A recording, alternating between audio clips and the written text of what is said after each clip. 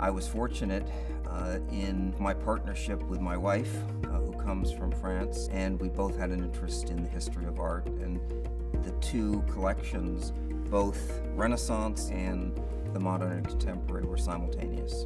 If you look at the early 90s, we determined that there were 8 post-World War II artists that we wanted to actually have in-depth collections, and we made the list. My wife and I debated it. Warhol was number 1 on the list. Lichtenstein was number 2 because growing up during the 60s and the Vietnam War, pop was really important to us.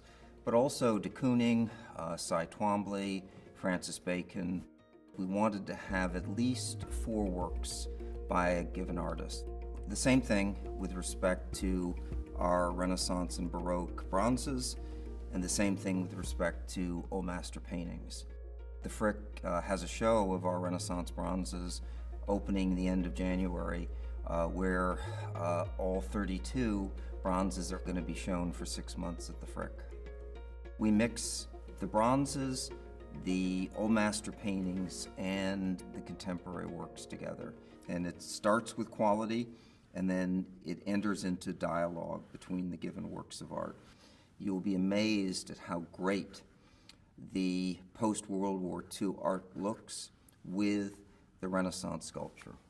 We have an autograph of Jean Bologna of the astronomy, and what we have decided to do is lend a Twombly blackboard painting, often called chalkboard, where the curvature of the John Bologna model actually, in our apartment, the bronze stands on a commode in front of the Twombly painting, and you say, boy, I get what Twombly was thinking about in terms of the curves. What we want is each object to relate to the other, and whether it's in our dining room where we have 7 sculptures in front of an Ed Ruscha painting called 17th Century, and on that painting you have melancholia, you have plague, words written out, and then you have the Trials of Hercules.